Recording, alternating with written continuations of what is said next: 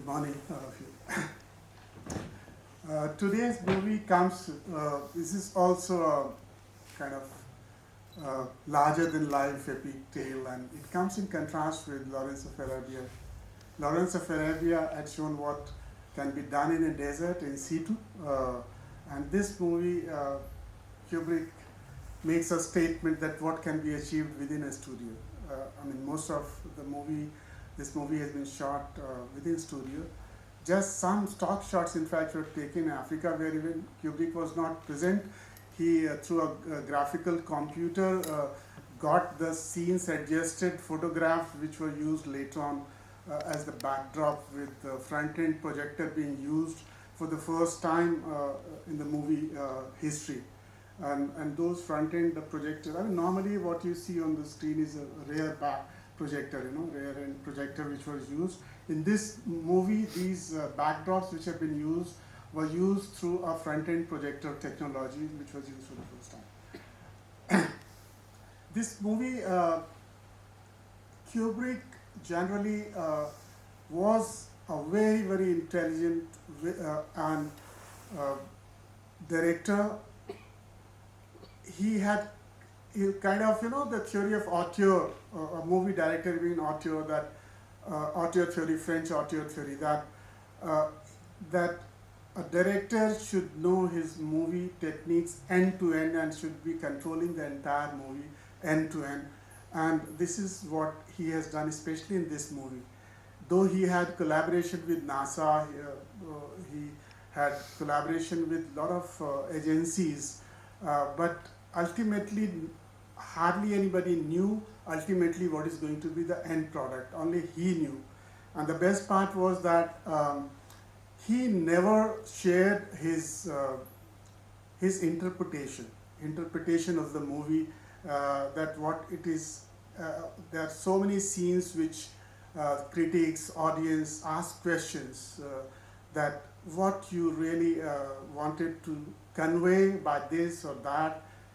And his answer used to be that I have said what I wanted to say, like Eliot said once in an interview. So as a result, what has happened is this movie, 2001, A Space Odyssey, has at least hundreds of interpretation from critics. And cinephiles, they have their own interpretation of each scene which you see in this movie, and which was never clarified by Kubrick himself whether they were right or wrong. He just throws it back on the audience to draw their own interpretation. Talking about the theme of the movie, basic theme definitely was, he starts with Dawn of the Mankind, Darwin's theory, Dawn of the Mankind, from the apes, how we started, and ultimately he takes you to the space, and is a space odyssey thereafter. He basically, in one or two lines, if you say, yes, he does state that it is about the contest between man and machine. He raises questions about the development of science and technology. He raises also questions through many things, that is it eventually going to be in interest of the mankind, or it will ultimately take over the mankind itself. Here the narrative is such that he breaks the entire movie into number of pieces, brings its accents in the piece, and again throws back to the audience to have their own interpretation. This movie, during the production, what people of course could see is the collaboration which happened in the studio, the craft which was used, the collaboration which was used to have the scenes, the models, the ingredients, what in 68 one could imagine that a 2001 space launch could be. And to that extent, this movie really is timeless, in the sense now we are in 2019, and you still find dated, you still find the issues raised very dated. Uh, Here, there are questions also raised about that. I mean, normally as an engineer, technical people, some of you are in the audience, I know you are technical people. When you program, you do a PLC feed to the program. When you program it and expect a machine to work, you expect, generally the first generation theory was that it will respond to what program you have fed. You don't expect anything more.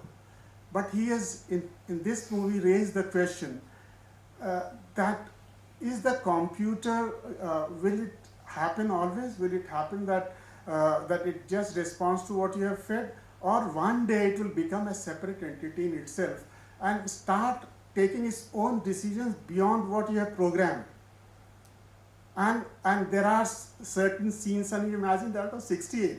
Now it's so relevant today that yes, it has been found. Now people are very sure that artificial intelligence one day will become, or already has become, an entity and will be able to defeat the human mind one to one. Surely, it has already, let's say in chess and all, it defeats 99% of the times, or in so many things. So those questions there in these movies are raised. Those are, again, I'm saying these are my interpretation. There is a very interesting scene where Kubrick or the astronaut on the space launch plays computer with the whole program which is controlling the space launch, and that chess game, in a way, symbolically, that is how I interpret. I do not know what Kubrick thought, was a chess between the humankind and machine. And also symbolically, the arm race, which now is more programmed, more computer control, which is going on, which was going on then at that time. In the space itself, Russia was getting successful and US was failing in its launches. In fact, that was one of the reasons that this movie, in fact, in 68 was well backed by US government. It provided all its centers, facilities open to Kubrick, that you can take help of all that and produce something that is appreciated, that we have knowledge of all that. So in that is another symbolic thing. Kubrick himself was a very good chess player himself, and in fact, in his early days, he used to earn a bit of money out of playing chess. And he said, what chess has taught me is that when you are excited about a decision, if you are a chess player, you know that you have to suppress your excitement and again re-evaluate your move and then play. And those pauses are very important. And in fact, those pauses he has used even in this movie a lot. In the opening sequence, almost be ready to watch this movie very differently, because first 25 minutes you will have nothing, just the visuals. So so tighten your belts. You are going to see a very different movie. Also, here music has been used very differently in this. There was a background score which was done, full-fledged background score which was done for this movie. But what happened was, when they were on editing table for this, and Kubrick was one director who was 100% there during the editing time, they were just, as a matter of chance, playing Western classical music so that they don't get bored during the editing hours. And then they played the entire movie with the soundtrack which was designed for the movie. He realized that they are not fit. They are not a fit. The movie I am making there, the music should be supported by the visual and not other way around. Music should not heighten whatever I am saying. What I am showing should heighten the music. So with that thing in mind, suddenly they realized that what music they were using during editing hours should be the music they should be using. And as a result, They use the music of Strauss. They also use music of Ligeti. He's a contemporary. He's not exactly a classical musician. He he's more contemporary. He in fact passed away in 2006 only. Ligeti. He had worked on a special music called micro polyphonic music. Micropolyphonic music is canon, multi-canon orchestration, which, when it is played with different tempo, then it is a microphonic sound which you feel that is coming from water. So that music has been used very effectively here. There is an element which has been used. Monolith is a block which has been used in this movie, which symbolically is used to convey that is a teaching block, which for thousands and millions of years has appeared in different forms. It could be a computer, it could be a chessboard. So it is a monolith here which has been used for as a source of education. Now this whenever this block appears, this micro poly music appears, and you'll find what difference it makes in the movie. There is also Strauss music. The senior Strauss music has been used during the dawn of humankind scene in the beginning, and later on you will be really stunned to find out the fusion of music and what you see. Let's say if you are in space, and when you have stars around and you are docked there at the moon, what is the music you like to listen? It's like going to a forest, watching the stars in the night, and you imagine in your mind music. Music is not playing, but you're imagining a music when you're watching those stars. And to give that effect in the space, he has used on the river Danube Strauss music there, that you are docked in space and that music plays. That is also a very memorable time in this movie. So the music has been used very, very effectively. There are also certain elements which are very interesting. When you are in the spacecraft, the astronauts and all, you will find their acting and the dialogue delivery bad. I mean, you will find why they are acting so bad. Perhaps Kubrick thought that we may use astronauts and all these people in spacecraft. It is a mission achieved, and you feel very proud about all that. They may also feel very proud about it. But maybe their behavior can change if you live in claustrophobic space for so long in the orbit, and their behavior can change. And actually, there has been scientific studies to suggest that those who have remained in space for a long time, their behavior has changed. And that contrast is shown when you find that they are talking to their families back on the Earth from the. Then you find that the contrast more, that the way the family is wishing happy birthday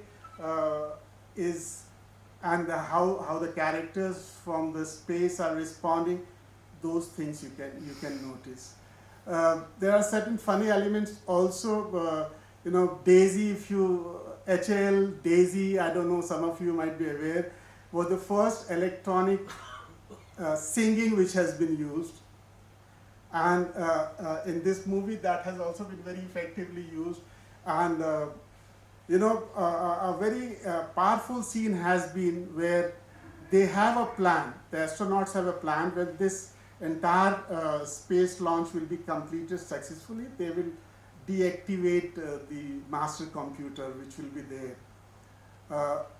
And the master computer, towards the end of the movie, starts into a self-defense mechanism. That ultimately, though he is not told that ultimately we will do so, but becomes a surprise element that one of the astronauts goes out of the craft, and the supercomputer doesn't open the door on his command, and he tells him that I am aware that after your mission is complete, you are going to deactivate me.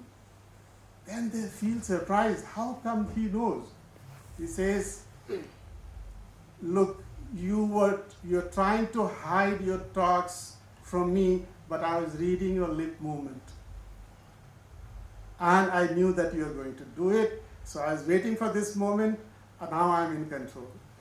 So those are very, but ultimately it is another thing. They are able to manage to get in and deactivate him, and he sings Daisy, Daisy in a very, very deflating voice. So those are very interesting kind of moments which are there in the movie, but don't expect too much pace in the movie. You have to suspend yourself in the space and feel suspended in the space. At times you may feel excited to be in company of galaxy, but at times you may feel even claustrophobic that, oh, you need to have patience to see this movie. So God give you patience, enjoy your movie. Thank you very much.